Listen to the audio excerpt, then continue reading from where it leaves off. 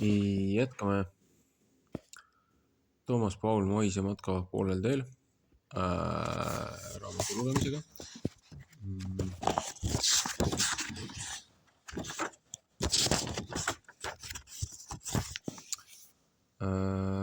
Alustuseks saime läbi. Nüüd on usust juusud unistusest. 19. lehekülg on küll see nii-öelda pealkiri, aga tegelik sisu hakkab 20. või 21. Siin on hunnik neid siis küsimusi ette pandud ja siis nendele tulevad vastavalt vastused. Eelmise salvestuse heli ei olnud just kõige parem, aga ma eeldasin, et kõrvaklappidest ikkagi, kõrvaklappide mikrofonist võtab selle heli, aga vaatame, mis ta nüüd teeb. Statiivi kaasas ei ole, siis põhimõtteliselt tuleb ainult audio.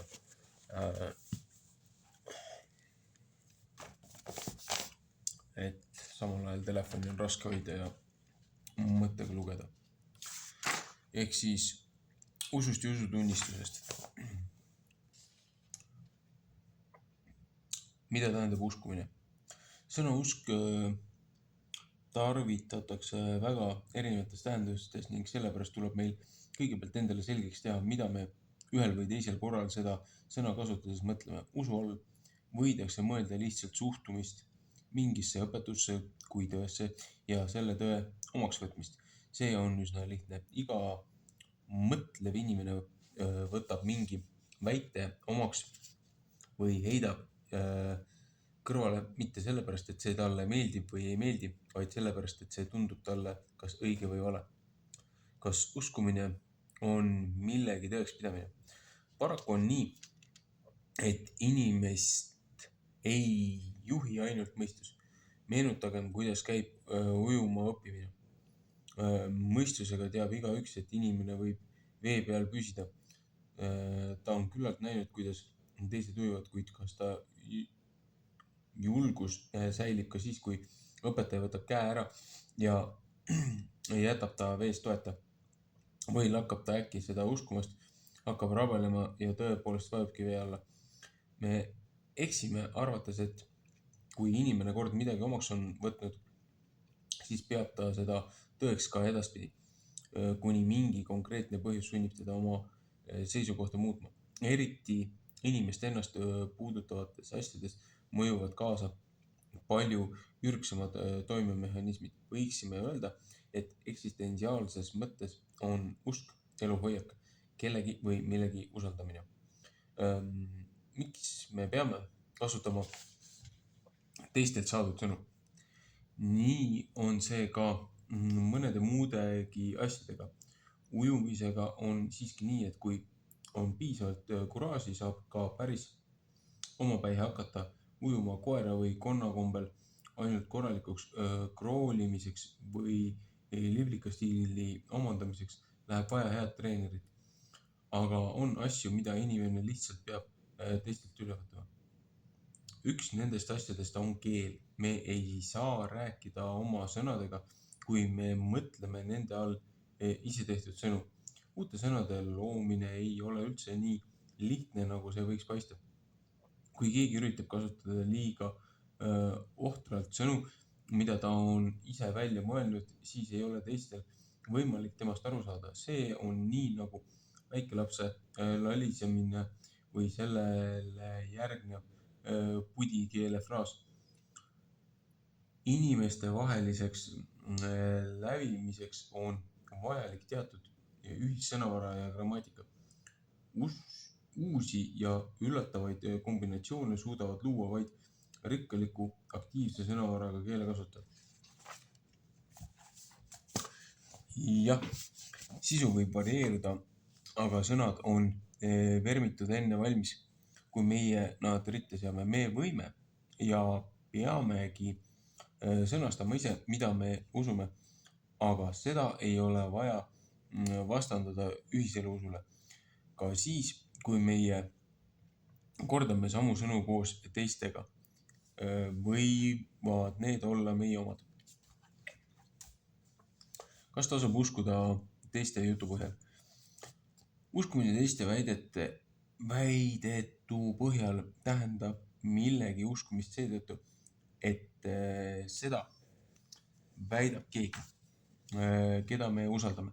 Teabest, mida üksik inimene kasutab oma elus, on vaid promill tema enda hangitud tõepoolest uut informatsiooni. Ma usun näiteks, et on olemas selline paik nagu Kairo. Ma ise ei ole seal käinud, ma ei saa abstraktse mõtlemise abil tõestada, et selline linn on olemas. Ma usun seda, sest teised on seal käinud ja sellest rääkinud. Enamik inimesi usub galaktikate ja vereringe ja aatomite ja muu olemasolu teiste kinnituse põhjal, sest sellepärast, et vastava eriala teadlased nii ütlevad. Ka ajaloolist tõde usutakse autoriteedi põhjal. Keegi meist pole näinud ei Põhjasõda ega Peeter Suurt. Keegi meist ei saaks tõestada puht loogilise deduktsiooni teel, et mineviku sündmused on üldse toimunud või et nad on olnud sellised, nagu neid kroonikates esitatakse. Ja pahatihti ei tarvitse kroonikad olla objektiivsed. Kas on võimalik vältida teiste väidetu uskumist? Ometi ei ole võimalik kujutleda inimest, kes tõrgub mis tahes valdkonnas tunnustamast teisi. Inimene saab teistelt tohutu koguse informatsiooni ja selle üle kontrollimine on võimalik vaid pisteliselt ja väga tühises ulatuses.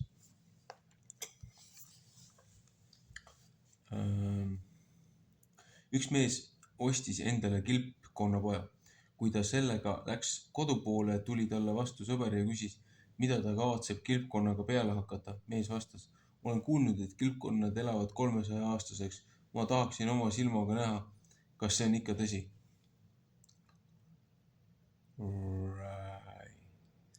Kuidas hangitakse teadmisi maailmast? Inimsoo teadmised on hangitud pika protsessi käigus. Mõndagi sõltub objekti iseärasusest. Mükoloog, kes uurib seeni, peab minema seeni otsima. Seened ei tule tema juurde ega jookse eest ära. Kogu initsiatiiv on uurija käes. Seened ei saa teda aidata ega takistada. Etoloogi töö on mõnevõrra teistsugune. Metsloomad ei tule tema juurde, aga nad võivad ära joosta ja jooksevadki, kui vaatleja piisavalt vagus ei püsi. Siin on oluline ka teise poole osalus. Veel määravam on see inimeste vahelises suhetes. Kui me tahame teist inimest tundma õppida, peame võitma ta usalduse. Siin jagunebki initsiatiiv võrdselt, sest sõpruse sõlmimiseks on vaja 2 inimest. Miks Jumal ei ilmuta ennast igale inimesele? Jumala tundma õppimisel asub initsiatiiv tema poole.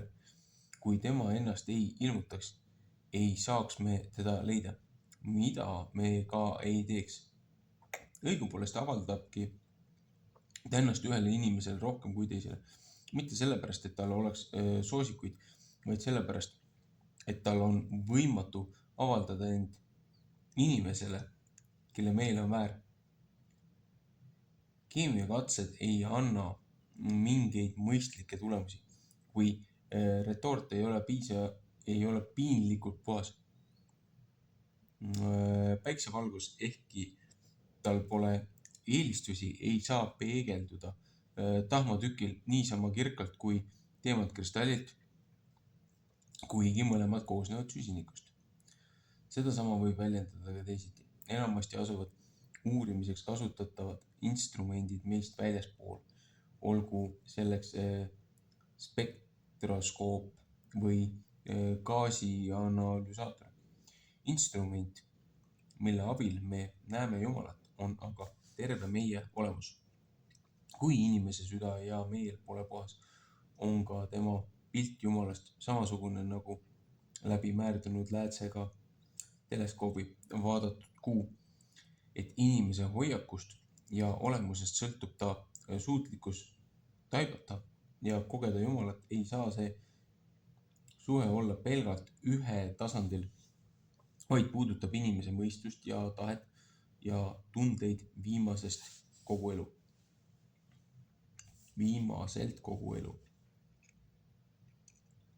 Mida tähistab süda praegu meie kultuuris ja mida ta tähendas muiste?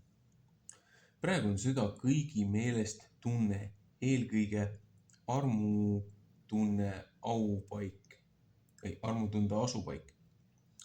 Muiste ei tähendanud sõna süda eesti keeles üldse mingit organit, vaid keskust, sisemust. VRD näiteks väljendeid südaöö, õunasüda ja muud sellist. Heebrea keeles on lev ja levab, mida tavaliselt tõlgitakse südameks, mõistuse ja tahte keskuseks. Semiit mõtles südamega. Hosea 4.11 on öeldud, et viin võtab ära mõistuse, vanas tõlkes meele. Ja näiteks fraasis murtud süda psalm 34.19, 51.19, 69.21, 147.3.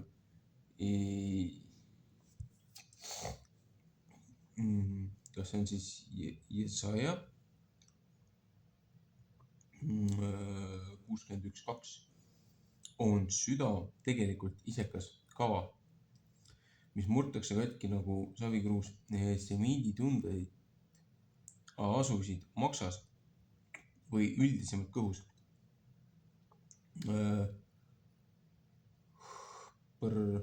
Rachamim ka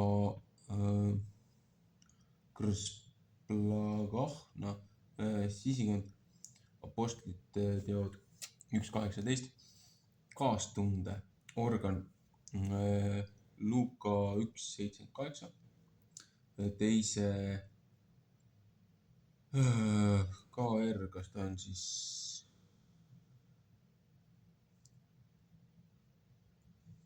teine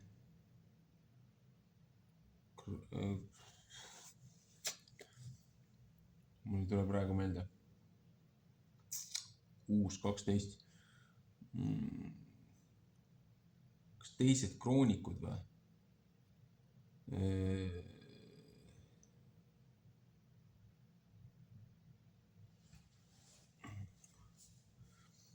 6.12, 7.15, siis on FL 1.8.2.1, KL 3.12 ja Johannese 3.17.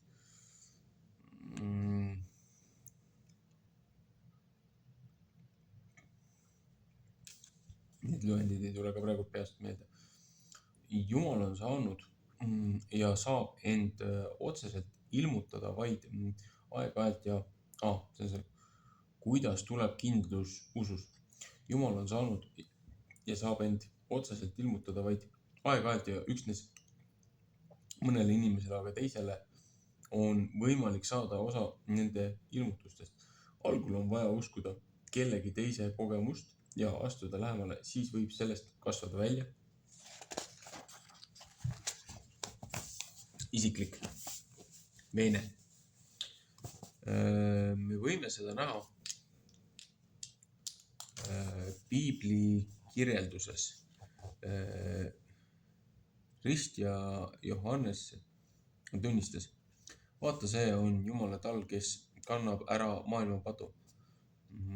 Johannese 1.29 ning ta õpilased uskusite sõnu Johannese 1:35. Jott. Aga kui nad olid läinud Jeesusega kaasa, said neist endist tunnistajad. Me oleme leidnud Messia. Johannese 1:41. Algul uskusid Samaaria küla elanikud Jeesusesse naise sõna tõttu, kes kinnitas, et Jeesus on talle öelnud, mida kõik ta on teinud. Johannese 4:39. Kui Jeesus oli öelnud, mida kõike ta on teinud. Johannese 4:39. Nii, kordasin seda. Kui Jeesus oli 2 päeva nende keskel viibinud, ütlesid nad, me ei usu enam sinu kõne tõttu, vaid me oleme teda ise kuulnud ning teame nüüd, et tema on tõesti maailma päästja. Johannese 4:42. Kas usku ei peaks lihtsustama ja kaasajastama? Iga paari aasta tagant tuleb keegi välja mingi lihtsustatud väljamõeldud religiooni kui kristliku traditsiooni aseainega. Kõik need sarnanevad inimestega, kellel pole muud kui vana binokkel ja kes sellega taevast vaadeldes püüavad parandada astronoomide tööd. Ta võib olla tark, agaram kui mõni kutseline astronoom, kuid ta ei anna endale võimalust astronoomias kui teaduses kaasa rääkida. Kui meie oleksime loonud kristluse, võiksime teda muidugi lihtsustada, näiteks jätta välja kolmainsuse õpetuse kui liiga komplitseeritu, aga ta ei ole meie loodud. Me ei saa võistelda lihtsuses inimestega, kes teevad ise religioone. Oot selle kolmainsusega, sellega ma võin küll lõpmatuseni vaielda. See ideoloogia on tulnud kiriku poolt.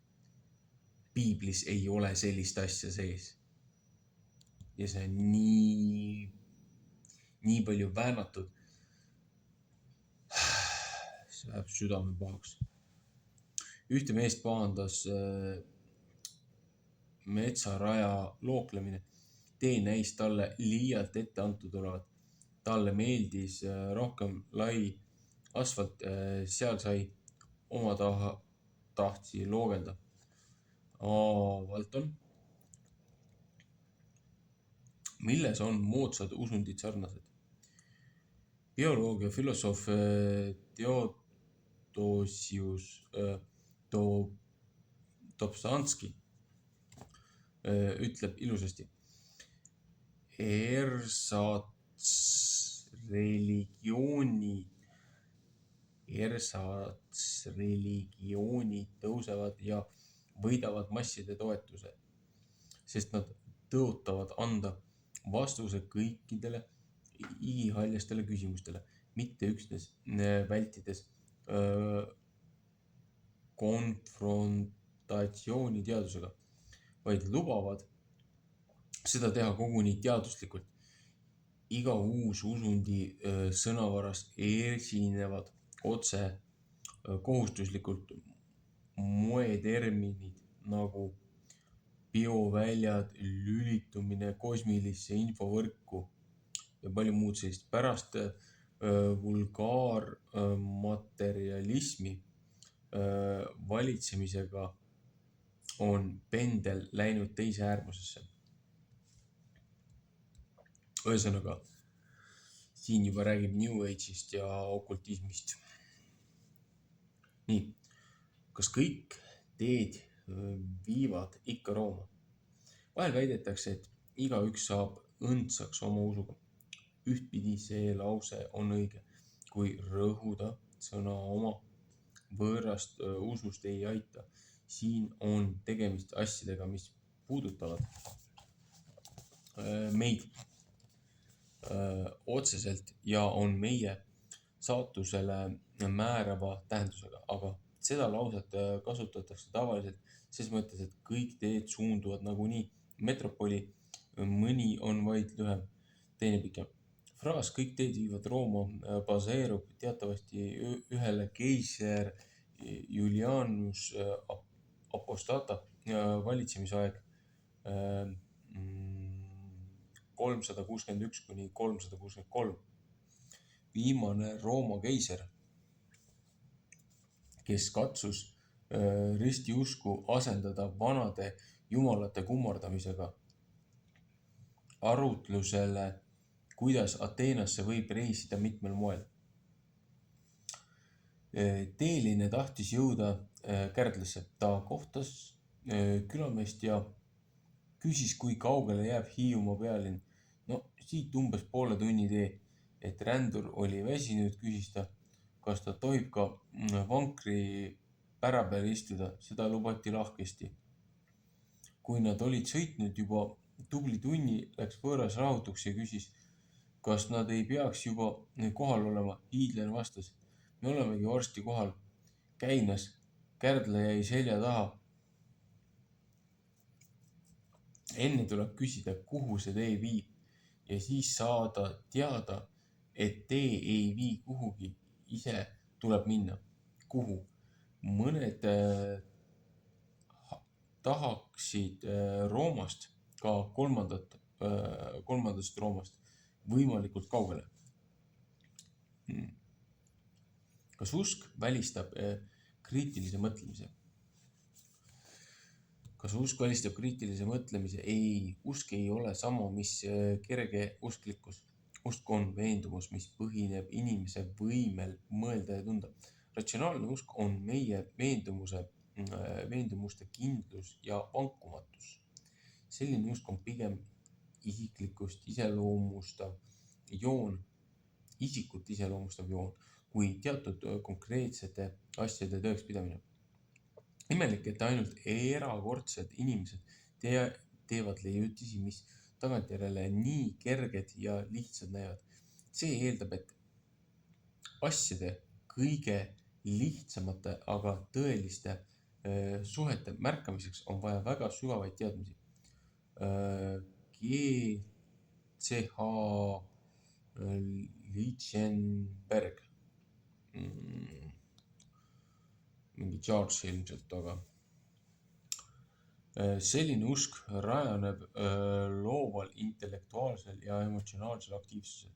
Loomingulise mõtlemise protsess algab mingi sünteesiva nägemusega, mis on varasema pikaajalise uurimistöö ja mõtlemise ning vaatluse tulemus. Kui õnnestub koguda piisavalt andmeid või välja töötada matemaatiline mudel, et muuta oma nägemus igati usutavaks, siis võib öelda, et on jõutud esialgse hüpoteesini. Usk on vajalik igal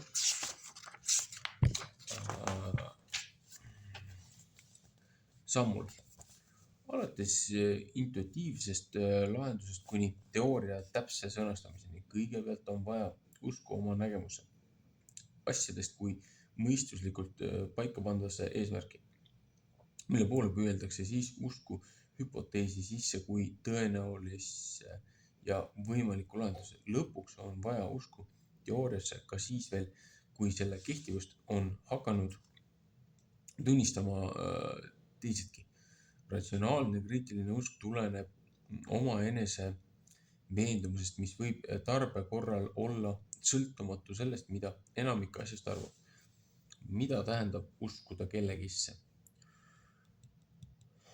Usk ei mängi rolli ainult mõtlemises ja otsustuses. Inimsuhetes on usk tõelise sõpruse ja armastuse vältimatuks eelduseks. Kellessegi uskuda tähendab olla kindel tema põhisuhtumise muutmatuses, tema isiklikkuse tuumas, tema armastuses. Dante jumalikust komöödiast võetud tsitaadiga Vien dietro a me a lascia dirle gente, järgne mulle ja las inimestel rääkida. Purgatorio 5.13. Samamoodi on vaja ka usku enesesse. Ainult see inimene, kellel on usk enesesse, on võimeline uskuma ka teistesse. Ema usk vastsündinusse tuleb, et laps jääb elama, kasvab, hakkab kõndima ja kõnelema. Üheks kõige tähtsamaks arengutingimuseks lapsele on tema jaoks olulise inimese usk tema võimetesse.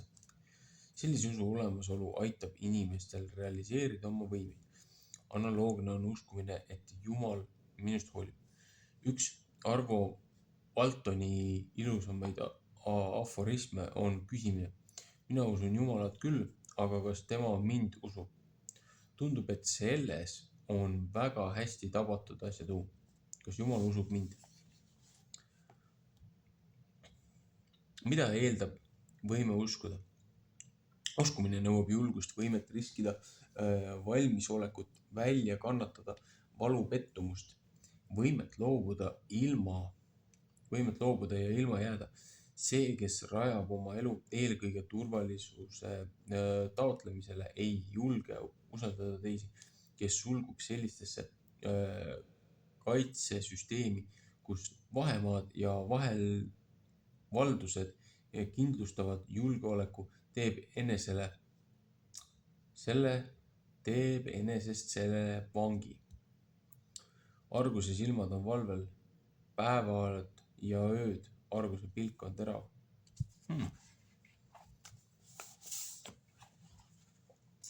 Kui liblikapüüdja nõel näeb liiga palju ja liiga vähe, näeb sellest läbi, mis lähedal ja ei julge kaugele vaadata.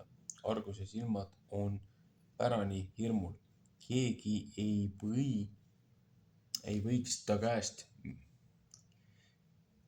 Arguse silmad on pärani hirmul, et keegi ei võtaks ta käest, mida tal ei ole. Ka ristikivi. Kas usk ei piirdu ainult religiooniga? Usk ei piirdu niisiis sugugi üksnes religioonispääriga, vaid on meile igapäevane asi. Oma hinnangu usaldamine mõne inimese suhtes, isegi siis, kui üldine arvamus või mingisugused ootamatud asjaolud kinnitavad vastupidist. Oma veendumuste juurde jäämine ka siis, kui need ei vasta ajavaimule. Kõik see nõuab usku ja julgust. Ainult usk ja julgus aitavad meil eluraskusi, tagasilööke ja muresid võtta mitte kui ebaõiglast karistust või ülekohut saatust, mis poleks tohtinud meid tabada, vaid kui väljakutset, millega toimetulek teeb meid endisest vastupidavamaks. Mis on usutunnistus?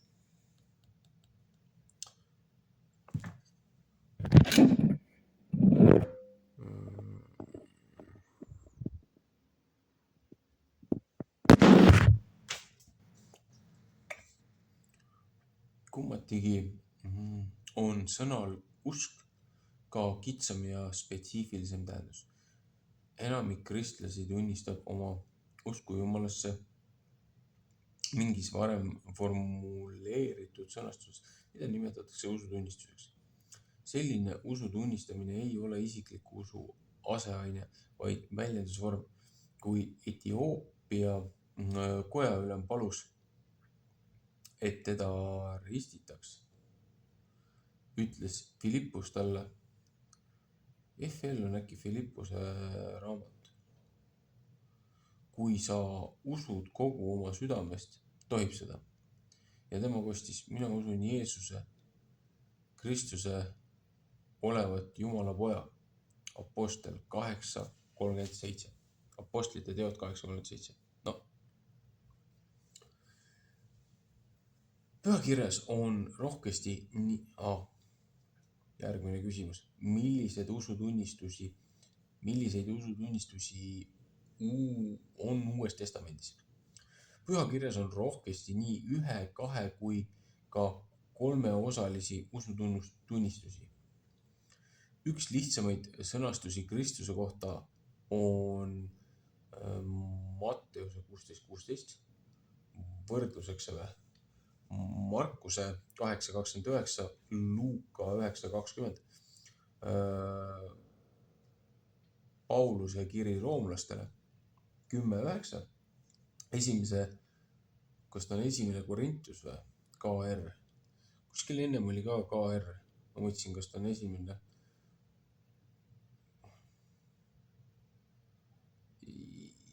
Jah, KR peaks esimene Korintus olema. Pauluse esimene kiri korintlastele äkki. 12.3, esimene Johannes 4.15, 5.5, 10,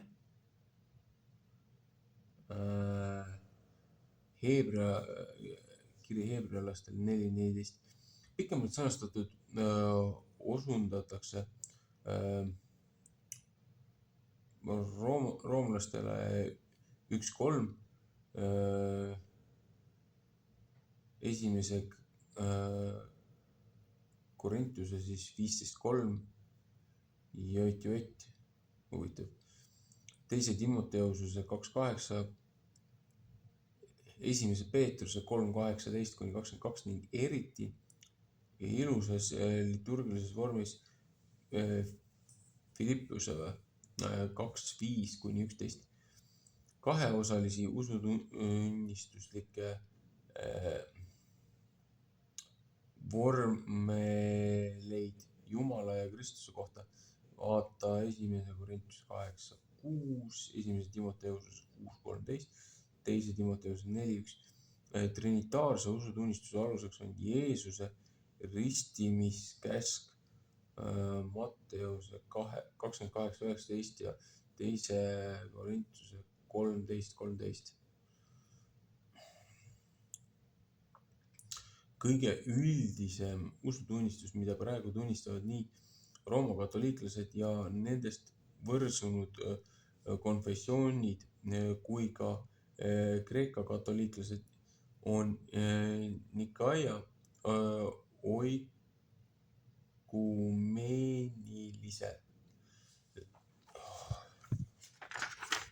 üleüldiselt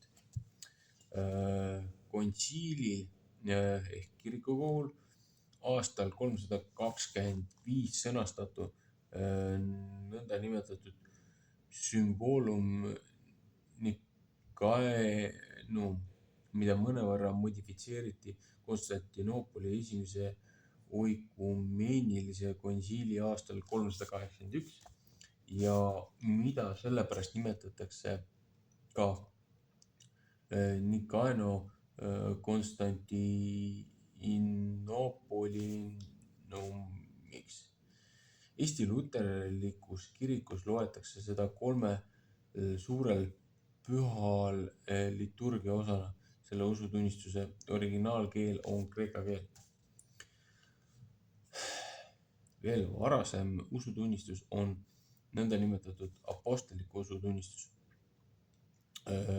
Sümboolum apostlikum algussõna järgi ka credoks nimetatud, mis on välja kasvanud Rooma ristimistunnistusest. Rituale Romanum, mida kasutati teadaolevalt juba 2. sajandil. See usutunnistus on kirjutatud ladina keeles, mis on Athanasiuse usutunnistus. On olemas ka 3. üldkehtiv vanakristlik usutunnistus, Athanasium ehk sümboolum quintsig, mis on aga hoopis teist laadi kui 2 eelmainitud. Selle on koostanud ladina keeles kirikuisa Athanasius 295-373 ja ta täpsustab dogmaatilisi finesse, mida me võime jätta käsitlemata siinses sissejuhatavas raamatus.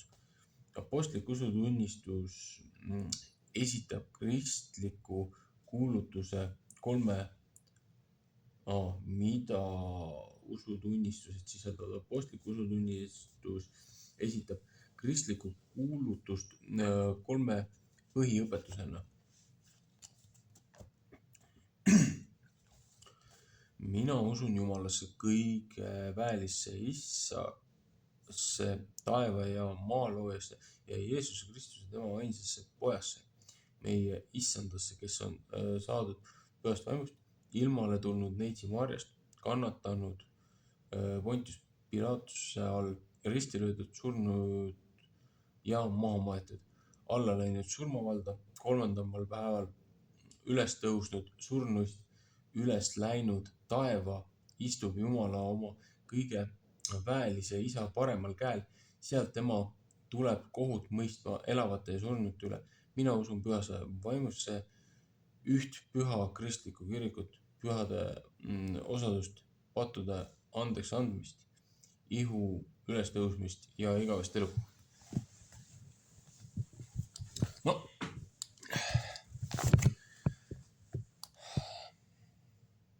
Lihtsalt kommentaarina vahele. Isegi nende oma tekstid, rääkimata algsest originaalsest piiblist. Kristus ja looja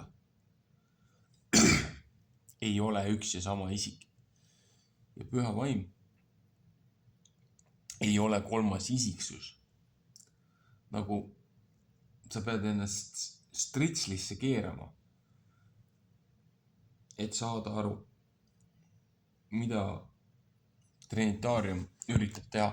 Ja nende Vatikani otsustega, nende konsiiliustega, kui tekkisid need probleemid, siis loodi vastuoluliselt piiblile, piibli enda tekstidele doktriin, et kui sa nii ei usu, siis sa oled ketser ja sust öeldakse lahti. See oli korrumpeeruma hakanud süsteemi kontrollmehhanism, kust loodi Trinitaariumi doktriin ja kõik muud järgnevad debiilsused, kus hakati väänama looja enda sõna. Seepärast, et siin ütleb korduvalt looja ainus sündinud poeg.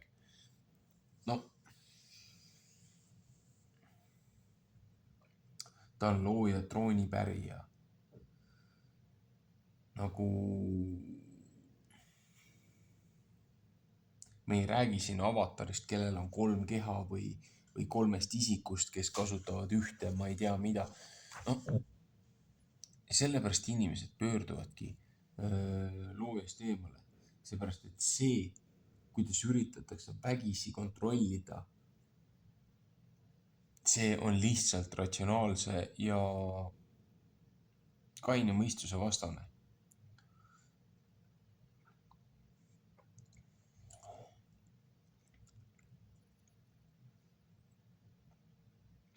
Samamoodi, et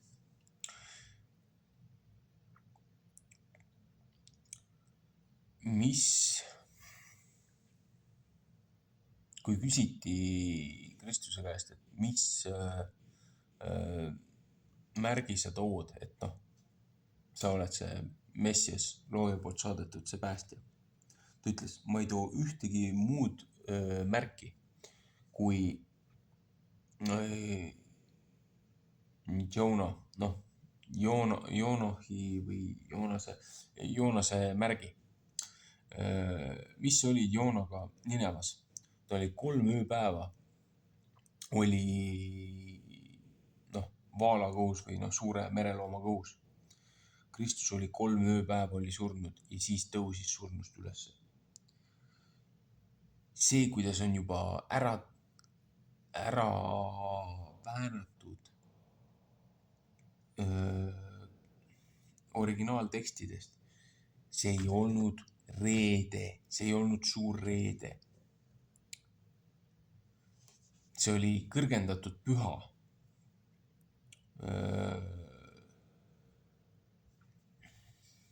Ettevalmistuspäev, nagu nii-öelda, kõrgendatud püha.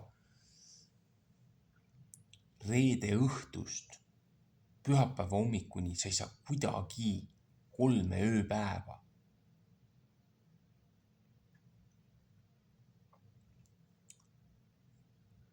see, et inimesed ei tea isegi õiget kalendrit ja ei suvatse vaadata originaalteksti, sellepärast ongi kogu see jama. Inimesed ei usu seda, mis kirikust räägitakse. Seepärast, et kui elementaarsete asjadega nad eksivad, siis nad ju vannuvad valet ja inimesed pöörduvad loojast just selle väänatud ja väärastunud juhtide ja dogmade pärast. Lihtsalt raske on lugeda sihukest head ja sisukat teksti, kui pannakse nii räigelt puusse näidetega ja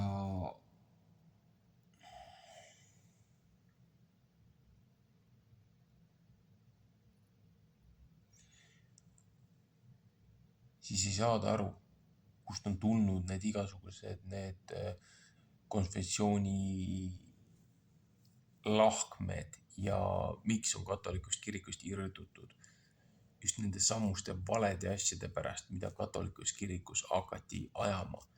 Sellepärast tuli ka Luteri reformatsioon, aga vähe oli sellest kasu, seepärast et juurprobleeme selle asemel, et nendega tegeleda, need asjad õigeks teha, tekitati probleeme juurde.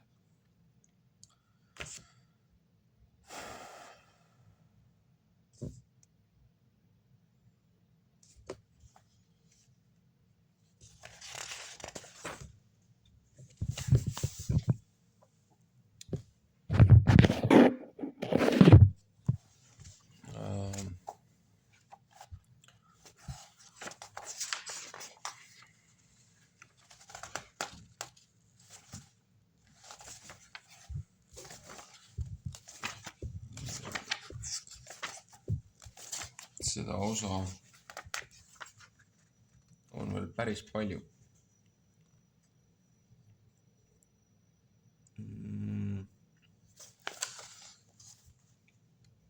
Täna ma seda ühe korraga ilmselt seda osa läbi lugeda ei jõua. Aga jätkame nii palju, kui suudame. Usutunnistuse 3 jagunemine vastab Jumala enese kolmesugusele ilmumisviisile. Esimene osa käsitleb Jumalat kui meie isa ja loojat. Teine osa Jeesus Kristust kui Jumala poega, meie lunastajat, ning kolmas osa Püha Vaimu kui pühitsejat. Usutunnistuse võiks kokku võtta sõnadesse. Mina usun Jumalasse, Issasse, kes mind on loonud. Mina usun Jumalasse, Pojasse, kes mind on lunastanud. Mina usun Pühasse Vaimu, kes mind pühitseb.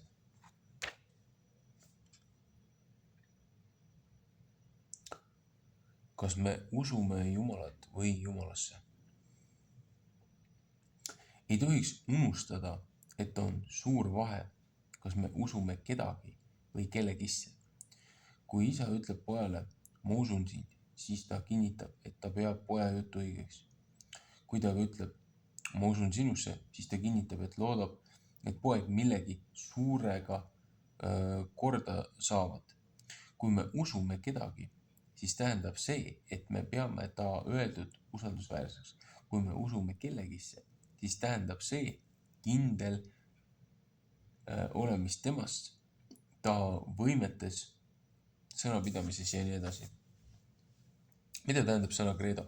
Iseloomulik on ladinakeelse sõna credo tähendus kedagi või midagi usaldama, usaldust kinkima, uskuma, kellegi või millegi lootma, kellegi hooleks või kätte usaldama ja alles sealt tulenevalt millegisse või midagi uskuma, mida tõeks pidama, arvamisel olema. Samast tüvest on krediit ja diskrediteerima. Kas eesti sõna uskuma tähendas kunagi nii uskumist kui usaldamist. On iseloomulik, et apostlikus usutunnistuses tarvitatakse väljendit mina usun Jumalasse. Me ei väida, et me usume mingi kõrgema võimu või maailmakorra olemasolu. Muidugi on olemas inimesi, kes ei tunnista kedagi ega midagi enesest kõrgemaks, aga enamik inimesi möönab, et maailmas valitseb miski, mida nad nimetavad siiski ka looduseks, saatuseks või kuidas tahes keegi. Kui kristlane kinnitab, et tema usub Jumalasse, siis tähendab see enamat kui mingi kõrgema võimu eksisteerimise olemist. Mida väidetakse usutunnistuses Jumala kohta? Usutunnistuses ei ole loetelu kõigest sellest, mida me peame Jumala kohta väitma. Esimene õpetus on väga lühikene ja sisaldab ühtpidi miinimumi, teistpidi piisava. Ma usun Jumalasse, kõige väelisse issasse, taeva ja maa loojasse. See on siis ladina keeles. Credo in Deum, patrem omnipotentem, creatorem coeli et terrae. Ei mingit kaitset kirjeldamatut. Miks Jumalat ei saa näha? Sõna Jumal on üks taolisi sõnu, nagu on aeg, ruum, põhjus, õigus, headus, mille taga pole mingi meelte taga haaravat. Nimetus on väljendus mitte primaarsele, vaid teadvuslikule reaktsioonile. Ei ole võimalik öelda, näita mulle Jumalat, siis ma alles usun, et ta on olemas. Me saame näha noote ja pille, aga me ei näe helisid. Me võime näha paraboolantenni, aga me ei näe magnetvälja. Meie meeled kogevad vahetult vaid tühist osa eksisteerivast. Sõna Jumal on tingmärk nagu F või muud taolist. On täielik mõttetus hakata arutama, kas F on olemas, sest selles tähenduses pole ta olemas nagu ringi või hüperbooli võrrand. On üsna lapsik vaielda selle üle, kas kasutada tingmärgiks F või hoopis B või midagi muud. Kas ütelda Jumal, saatus või loodus? No, sorry, siin läheb juba asi risti. Jumal, saatus või loodus ning on oma maitset teistele ja peale surumiseks tõestada, et B on olemas teadlikult tagatud, aga F mitte. On ju täiesti selge, et ometi loodus, saatus, juhus kõike määravate printsiipidena on ühelt poolt sama, mis Jumal, teisalt need samad sõnad väikeste tähtedega tähendavad midagi hoopis muud kui suurtega. Mida muudab Jumala kohta kasutatav nimetus? Võib arvata, et Jumalusel on palju nimesid, vahetatavad kõik, ükski pole täpsem teisest, kuid iga nimetus tingib oma erilise kimbu adjektiive ja verbe. Just neid ei saa asendada karistamatult. Juudi filosoof Baruch Spinoza 1632–1677 väide Dussive natura Jumal ehk loodus andis tulemuseks panteismi. Aga kui 19. sajandil loodus personifitseeriti ja talle omastati kõik looja omadused, liikide aretamine, seaduste kehtestamine ja nii edasi, siis võib tunnistada, et parem kummardada kuninga enese kui mõne ta teenrite. kes siis on Jumal? Mis siis on Jumal? Õieti on iga lause, mille sees on sõna on ekslik Jumala kohta. On ainult universum ja kõik, mis selle moodustab. Nii nagu Nikaia usutunnistuses täpsustatakse kõik nähtav ja nähtamatu. Ladina keeles visibilum hominum et invisibilum. Mida tähendab olemine? Olemine ladina keeles esse ei saa olla kvaliteet, sest kvaliteet peab iseloomustama üht nähet võrreldes teisega ega saa ühelegi fenomenil olla rohkem olemist kui teisel. Kui aga olemine polegi kvaliteet, siis ta tähendab sama, mis substants või universum. Teisisõnu, kui olemine on fenomeni omadus, siis öelda Jumal on kas või superlatiivina puhas olemine. Ladinakeelse esse purum tähendab väita, et temagi on üks fenomen paljude hulgas, kui ta aga on Jumal midagi muud kui fenomenaalne maailm väljaspool universumi, siis me ei saa temale nentida loodud asjadega samasugust olemist, sest selle kuulutaksime ju ta fenomenaalsesse kuuluvaks.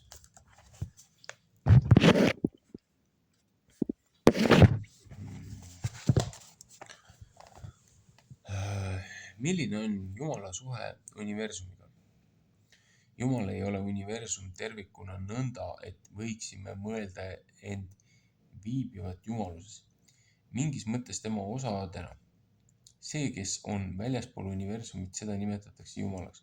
Tema ja universumi suhet ei suuda meie mõelda teisiti, kui et tema on universumi looja. Et Jumal on kõige looja, on nii vana. Esimese Moosese 1.1 ja mingi jött on siin järgi. Psalmid äkki 148.5, Jesaja 41.20, 45.12, JMS ja muud. Kui ka Uut Testamenti. Vaata Apostlite teod 14.15 esimese KR esimese Korintuse siis või? 8.6 Efesuse 4.6 esimese Timoteuse 6.13 ilmutuse raamat 10.6 14.7 ja muud. Läbiv tunnistus. Tema on jumalate Jumal ja isandate isand. 5. Mooses 10.17 psalm 136.2. Miks Jumalat nimetatakse loojaks? On lihtsalt kõige mõistlikum öelda looja, sest see sõna vaid viitab. Iga teine põhjustaja, valmistaja, algataja või muud sellist tooks endaga kaasa palju kõrvalist, pisiinimlikku ja tühjendaks mõistet Jumal. Siis võiks tulla kiusatus kujutleda Jumalat kas töölisena, kunstnikuna või mingi käitise direktorina, teoreetikuna ja nii edasi.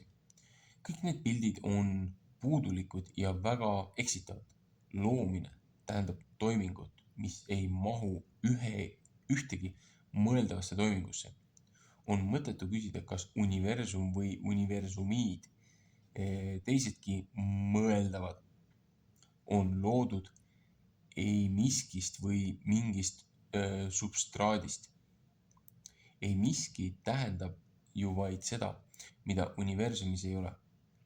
et Jumal lõi universumi ei miskist. Ladina keeles creatio ex nihilo on ainult keerulisemalt öeldud, Jumal lõi. No ilmselgelt keerulisemalt. Mateeria ja vaim on ainult meie antud nimetused, sest kumbagi neist ei saa tunnistada teise paratamatuks eelduseks. Sama inimese vaim kogeb mateeriat ja vaimu, mõlemad kogemused on õiged. Vale on ainult nende vastandamine. Vastandamise vajadus on jäänuk lapsikust lõhkumistarbest, soovist teada, mis seal sees on. Mida tähendab, et Jumal on universumi looja? Jumala kohta öeldakse usutunnistuses, et ta on looja ja et ta on isa. Esmalt näib, et need sõnad ei ole võrdsel abstraheerimistasandil. Et teine on liiga inimlik, antropomorfne. Aga selline paradoksaalsus on ajas endas. Ei ole erilist raskust uskuda, et universumil võiks olla mingi looja väljaspool teda. Kaasaja kosmoloogia suur pauk on ju teisisõnu sellesama ütlemine, et universumil oli algus ja et meie ei tea, mis võis olla enne aja loomist. Nõuab ühesugust pingutamist, kas uskuda maailma loomist või juhuslikku iseteket. Need teooriad ei ole verifitseeritud või verifitseerivad. Katsega tõestatavad, vaid üks nendest tuleb lihtsalt võtta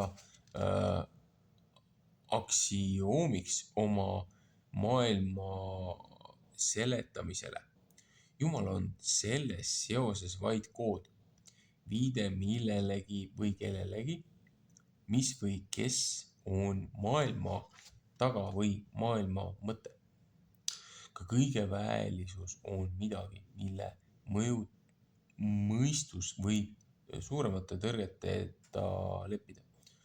Looja ei saagi ju olla muud kui kõikvõimas. Mida tähendab Jumal kõige väelisus? Ladina keeles. Omnipotens on vaste antrokratorile. 2 Korintuse 6.18, ilmutuse 1.8, 4.8, 11.7 ja muud. Ning selle sõnaga on tõlgitud Vana Testamendis Seboat võrdluseks kiri roomlastele 9.29 JK. Mis asi see JK oli?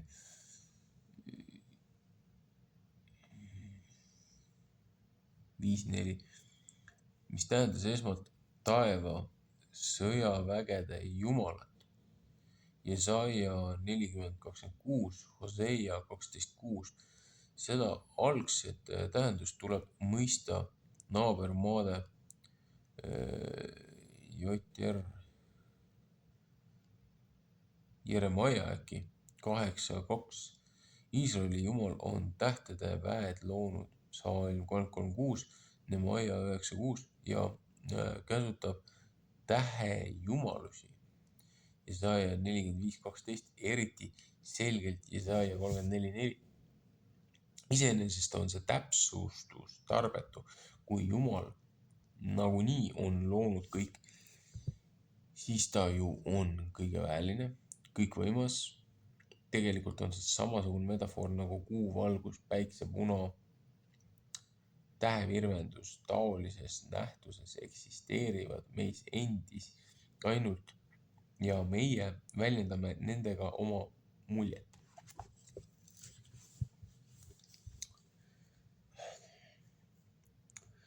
Kas Jumal suudab kõike, mida inimene ainult välja mõelda oskab? Kui Jumal suudab kõike, kas ta saab teha nii suure kivi, et ta ei suudaks seda tõsta? Antiikajal esines see loogiline antinoomia sõnastus, mis on õige siis, kui kreeklane kinnitab, kõik kreeklased valetavad alati. Niisugused viguri küsimused, mängimised sõnaga kõik, nagu näiteks loogilised paradoksid, lahendas inglise matemaatik ja filosoof Bertrand Russell 1872–1970 tüübiteooria loomisega. Klass ei saa olla iseenda liige, sest kui teatud omadustega laused moodustavad klassi või tüübi, siis nende lausete kogum ei kuulu samasse klassi või tüüpi. Igal lausel on oma signifikatsiooni piirkond, mille sees ta on kas tõene või väär. Väljaspool seda piirkonda on mõttetu küsida, kas lause on väär või tõene. Seda saab teha alles üks klass või tüüp kõrgemal tasandil, kuhu väiksema mahuga klass kuulub lausena. Matemaatikas kehtib väljastatud kolmanda seadus lõplikus sfääris ja ei kehti lõpmatus sfääris. Kas loomine tähendab maailma liikuma lükkamist? Kui me usume, et Jumal on looja, siis ei tähenda see möönmist, et tema on maailma liikuma lükkaja. Ladina keeles primum movens. Me tunnistame tema pidevat teotsemist, nagu ütleb Luther. Mina usun, et Jumal on loonud minu koos kõige muu loodusega, et ta on andnud mulle ihu ja hinge, silmad, kõrvad ja kõik ihuliikmed, meele ning mõistuse ja peab neid alal. Võrdluseks Psalm 139:13.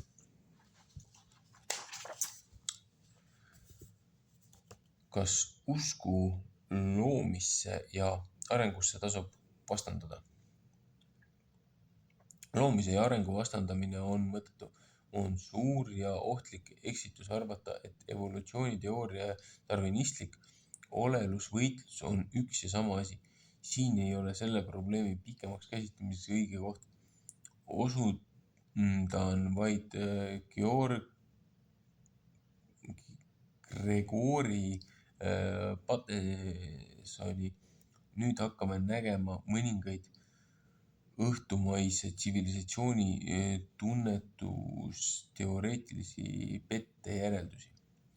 Vastavalt üldisele vaimsele kliimale Inglismaal 19. sajandi keskpaiku arendas Darwin teooria looduslikust valikust ja evolutsioonist, kus ellujäämisühikuks oli kas sugupuu või liik, alamliik või muu selline.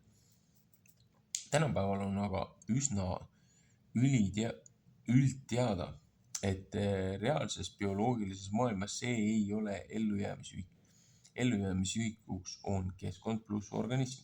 Me õpime kibedatest kogemustest, et organism, mis hävitab oma keskkonna, hävitab iseenda. Kas Jumal on loomise lõpetanud? Kui Jumal ei ole oma loomistööd lõpetanud, vaid jätkab, siis võib öelda nii, nagu paleontoloog Pierre Teilhard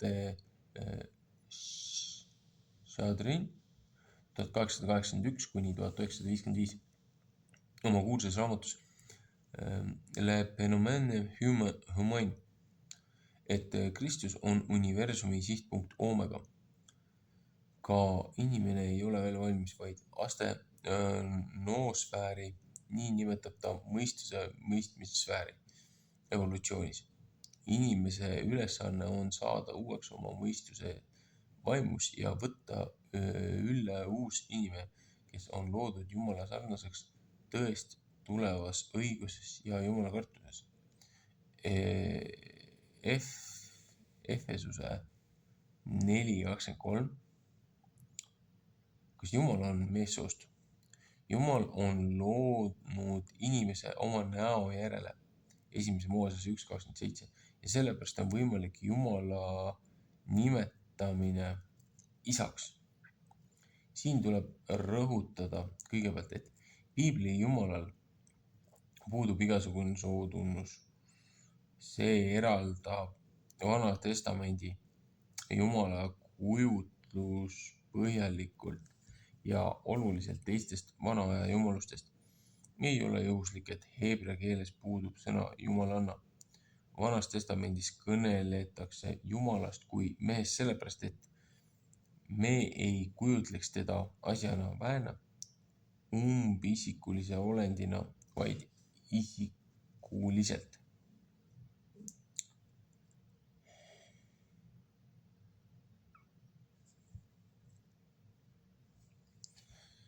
Selle lõigu kohta ma võiksin 2 päeva loengut anda. Las ta olla. Kas antropomorfne Jumala kujutamine ei alanda teda? Kujutades Jumalat isikuna tahab piibel tõrjuda arvamust, nagu oleks Jumal liikumatu, osavõtmatu, abstraktne idee või tardunud inimesel tumma, kuid järeleandmatu müürina vastanduv printsiip, et Vana Testament kõneleb temast antrofomorfismides, väljendab tõika, et Jumal ootab inimeselt midagi, et ta teeb inimese juures midagi, mõjutab inimest, astub inimese ligi. Kujutleda Jumalat isana näib esmalt väga naiivne, küllap see mõiste on tingitudki, et paljudel inimestel on taevaisa vastu samasugune tõrges hoiak nagu murdealisel oma vanemate suhtes. On ju nii, et mõnelegi inimesel on väga negatiivsed kogemused oma maise isaga ja see sõna on neile vastukarva. Kas muistsed sümboleid ei saaks kuidagi moderniseerida? Muidugi võiks ju kaaluda, kas ei saaks sõnastust kuidagi moderniseerida nii, et tarvitatud sümbol ei oleks ka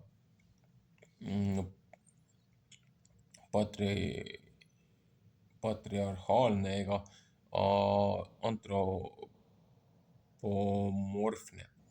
Paraku sellised asendamised ei taha hästi õnnestuda, kui me tuletame meelde, et piiblis kasutatakse Jumala kohta ka kuninga nimetust.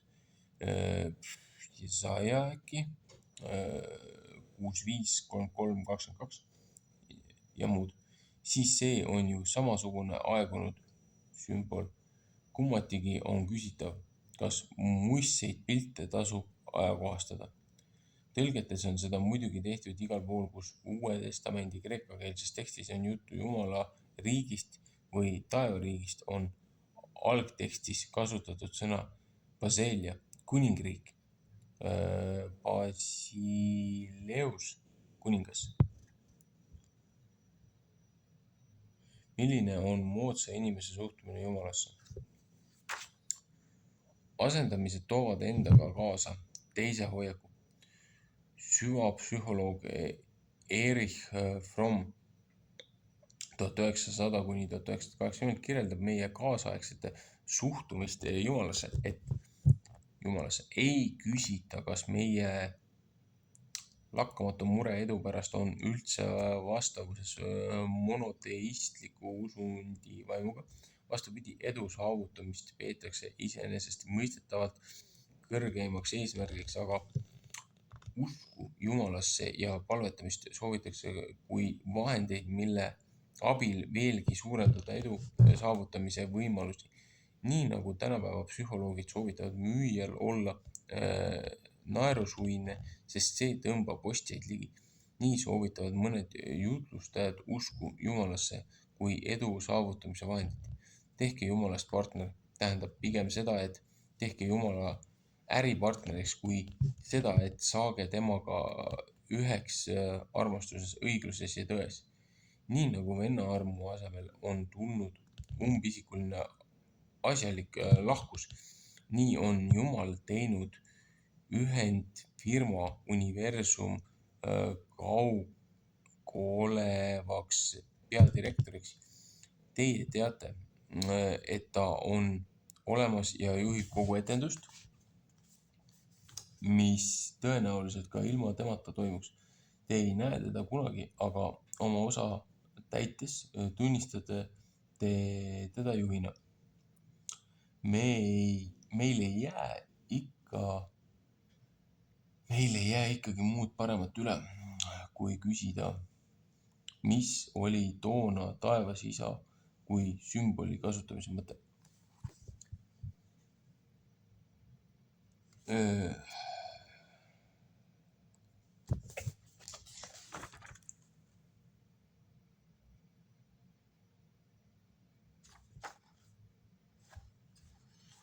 Siin on lihtsalt,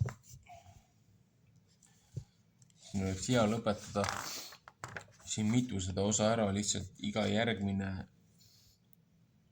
läheb järjest edasi. Ühesõnaga, ma arvan, siit selle koha pealt ma tänaseks lõpetan selle lugemisega. Seepärast siin on nii palju tuleb seda juba peale.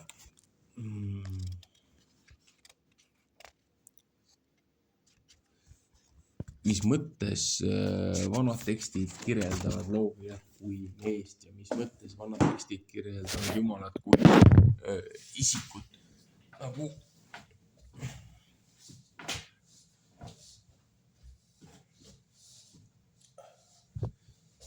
kui hakata pihta kõige elementaarsematest asjadest. Kui me usume piiblit, kui me usume loojat, et looja, kuidas oli? Bereshit, Elohim, ühesõnaga alguses looja lõi taevad ja maa, in the beginning. Ühesõnaga, looja lõi taevad ja maa ja kõik, mis seal maa sees oli, tõi siis selle firmamendi, selle kapsli kaitstava kupli, mis lahutas siis veed, mis olid väljaspool firmamenti ja veed, mis olid firmamendi all. Ja siis tõi maa kogus, erets kogus siis kuiva maa ühte kohta. Ja sellest sai maa, ülejäänud said mered. Nii. Siis lõi mereelukad, primoorsed olendid, monstrumid, kõik muud asjad, nii-öelda jutumärkides suured valad ka. Siis lõi ju taimed, rohu, kõik taimed, mis iseendast tõid seemne. Siis tulid ju loomad ja linnud ja putukad ja kõik muud asjad.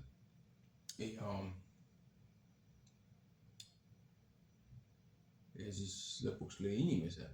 Inimese lõi ta enda näo järgi. Nii mehe kui naise.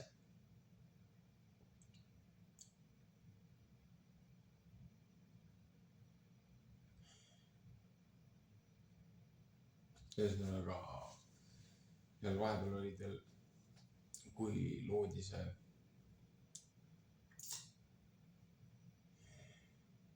maailma loomise kord, kuidas meile piibel seda õpetab.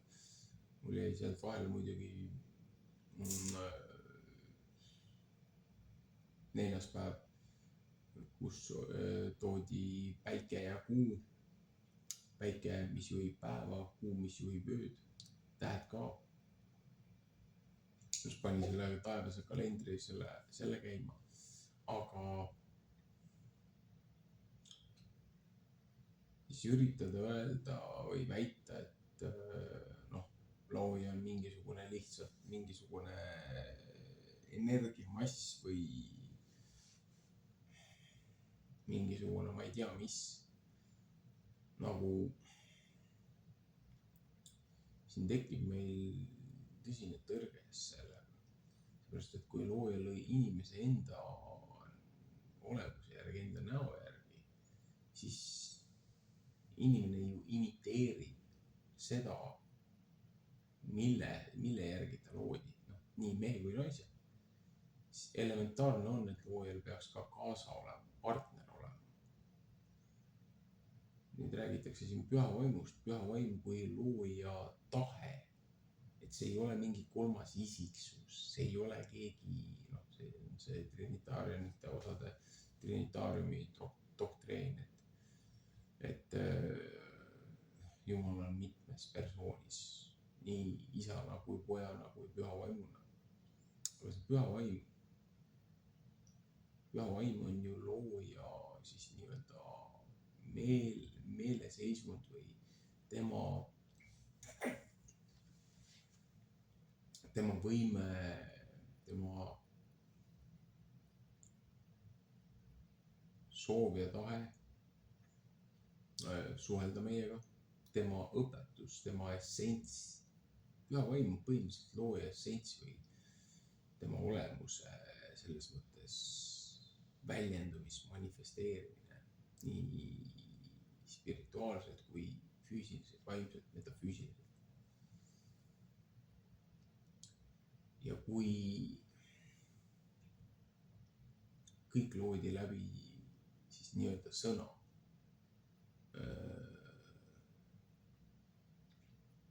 aga sõna sai lihaks, ehk siis looja poeg Kristus, läbi kellele ja kelle jaoks tulevane troonipärija, kes võtab selle nii-öelda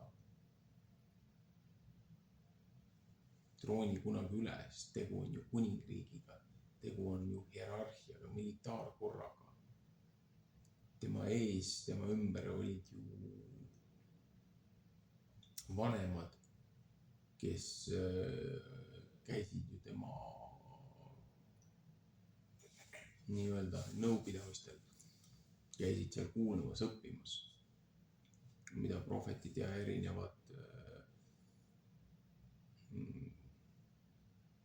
piibli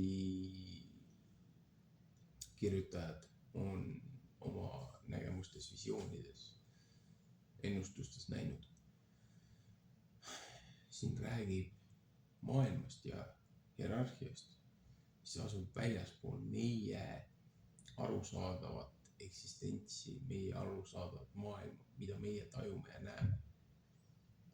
Et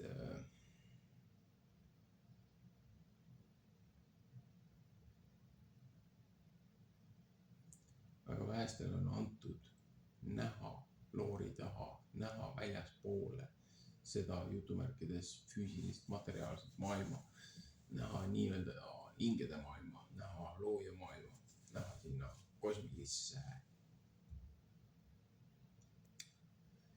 Teised üritavad seda vägivaldselt teha, kasutades meeleseisundit muutvaid kemikaale, kokteile, narkootikume, millega hävitatakse iseenda psüühika.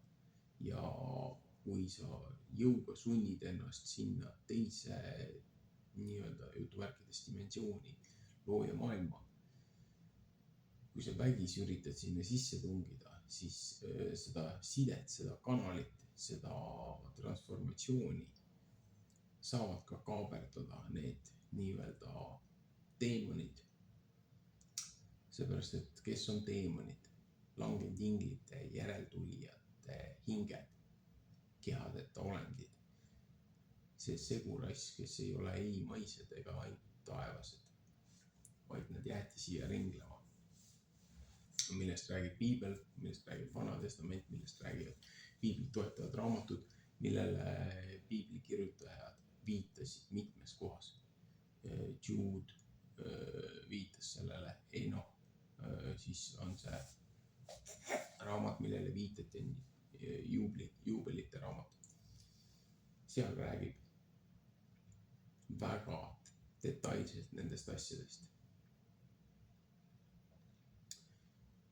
Ja siis, kui üritada oma väikluses arusaamas panna, et oi, meil ei olnud nagu paremat varianti loojat kirjeldada, et me tõime nagu piltlikult, tõime sellele aformatsioonile, tõime siis inimese kuju või et noh, et inimesed suudaksid nagu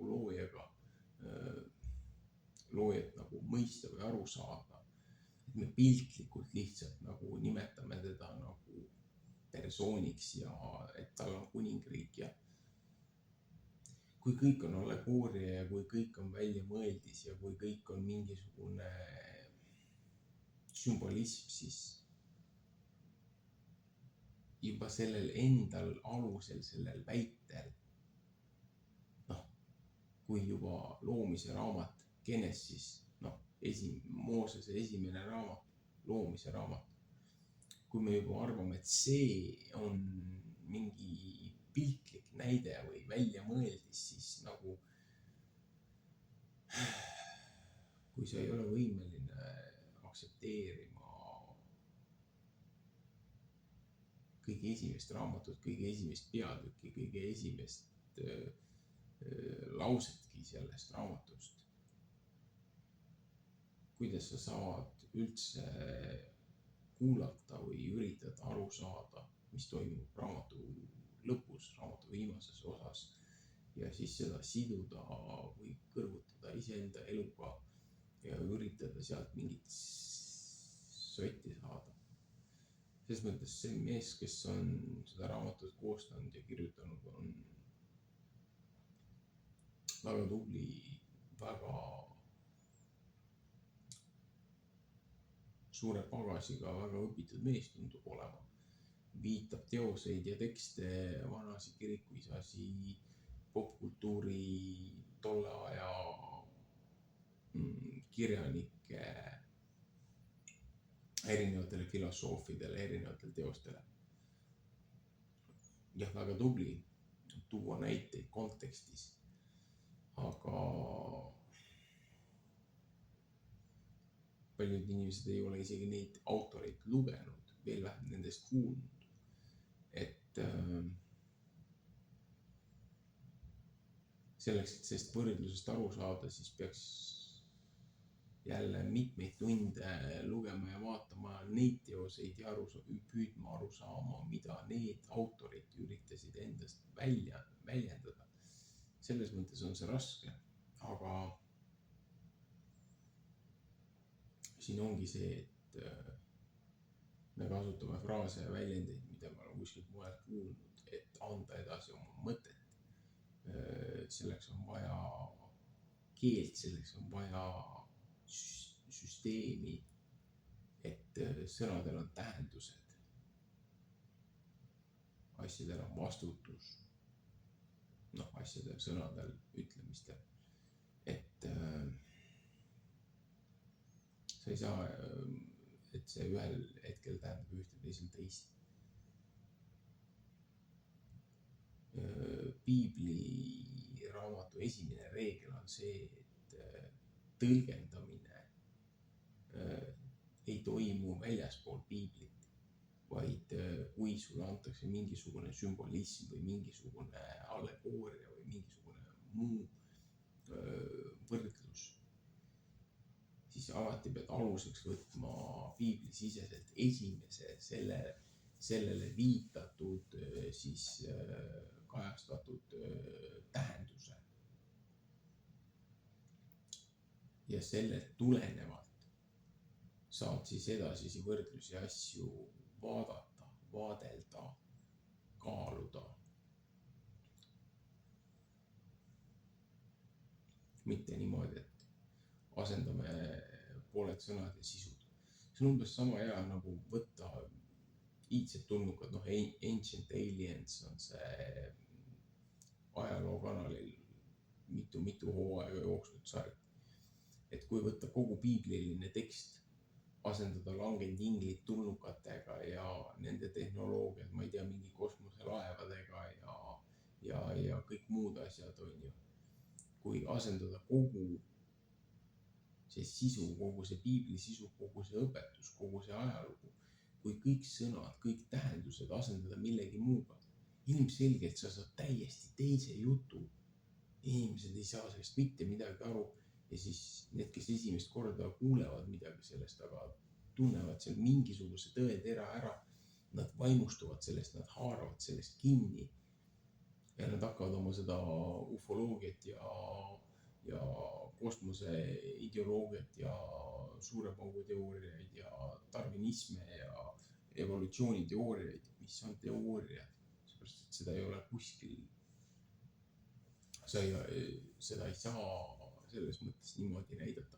Isegi laborites on tehtud teste, on üritatud sundida liikidele evolutsiooni peale kiirendatud protsessides, olgu need kärbsed või sääsed, et kelle elutsükkel on hästi lühikene, ütlevad, et isegi mitmekümne 1000 protsessi kordamisel nagu nad ei suuda sundida evolutsiooni peale. Ainus võimalus, kui midagi muutub, on kui nad lähevad nende endi DNA-sse ja kirjutavad selle ümber. Nad loovad hübriidliigi. See, mida tegid langendinglid, nad segasid enda inimrassiga, õpetasid neile igasuguseid jooke ja erinevaid asju, et taimede ekstrakte, et nad saaksid luua midagi täiesti uut, täiesti risti vastuolus sellega, mis oli looja algne kavatsus ja õnnistus ja kingitus meile.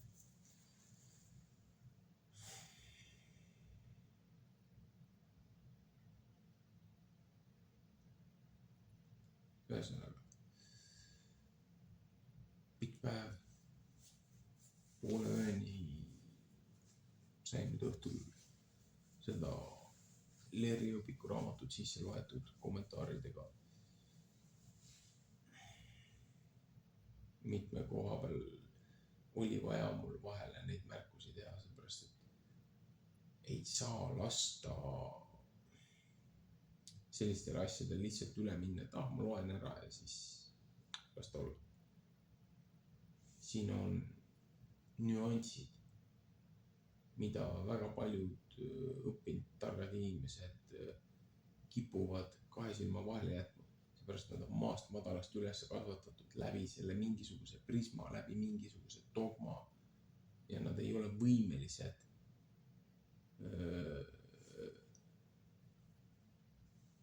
teatud asju teises valguses nägema, seepärast et neil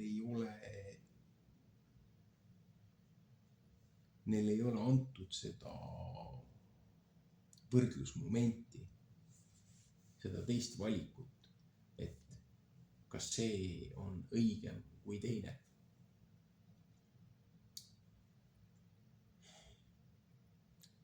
Kui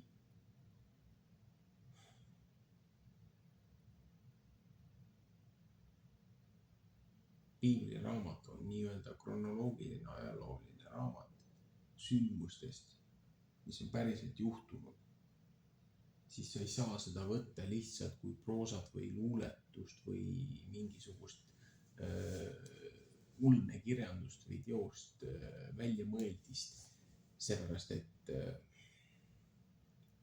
sa ei ole mõningate asjadega nõus, mis seal kirjas on. Jah, tõde on valus kuulata, ilmselgelt on, aga üritada vähendada nende asjade tähtsust, nende sündmuste ja sündmuste ahelate kronoloogiat. Siit tekivadki igasugused probleemid, skismused ja inimesed pöörduvad loo eest eemale, seepärast et kui hakatakse reaalsust eitama, kui hakatakse looja poolt antud vähendama selle väärtust, lihtsalt sellepärast, et me oleme tõlkes nii palju kaotanud. Me ei tea paljude nende sõnade õigeid originaaltõlkeid või tähendusi ja siis üritame asendada mingisugused sõnad endale mugavate sõnadega. Ja siit tekivad suured vastuolud ja suured probleemid. Originaaltekstides ma olen täiesti kindel, et piibliraamatu originaalses üles kirjutatud vormis on eksimatu looja sõna, looja õpetus. Aga läbi aastasadade tõlkimuste ja ühiskondade allakäimise on tekkinud probleemid ja arvestades kronoloogiliselt langetinglite karistusaega ja millas pidi see lõppema, siis mina olen täna jätkuvalt arusaamal, et tööstusrevolutsiooni algusega sai langetingliste karistusaeg läbi, seepärast, et kuidas me saime üle 5000 aasta või pea 5000 aastat hobused ja kaarikud ja järsku sisepõlemismootorid, auruvedurid, sõiduautod, kosmoseraketid, väidetavad kuul ära käinud, lennukid, igasugused nutitelefonid, igasugused arvutid. Kui pea 5000 aastat on olnud ainult hobused ja kaarikud ja vankrid ja järsku selline plahvatuslik tehnoloogia areng. See oli täpselt nagu enne noauputusaega, kui üks grupp korrumpeerunud ingleid, kes ihatsesid inimrassi järgi, inimnaiste järgi, nende ilu ja nende puhtuse ja süütuse järgi, tulid siia ja segasid end inimrassiga. Ja õpetasid igasuguseid kurje asju lisaks kasulikele.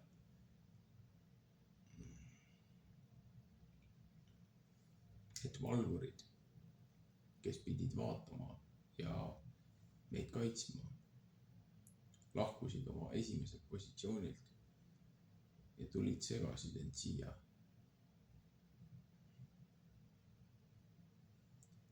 Tänu sellele hävitati esimene maailm. Ja me oleme siiamaani pimeduses eksidel kompumas. Ja looja saatis oma ainusündinud poja, Kristuse, meid lunastama ja päästma. Valutas surma ja nüüd meil on ainult see kingitus vastu võtta. Ja looja hingamises edasi minna, head sõna levitada, kuulutada ja aidata teistel jõuda loojani. Mitte kuulata neid segajaid.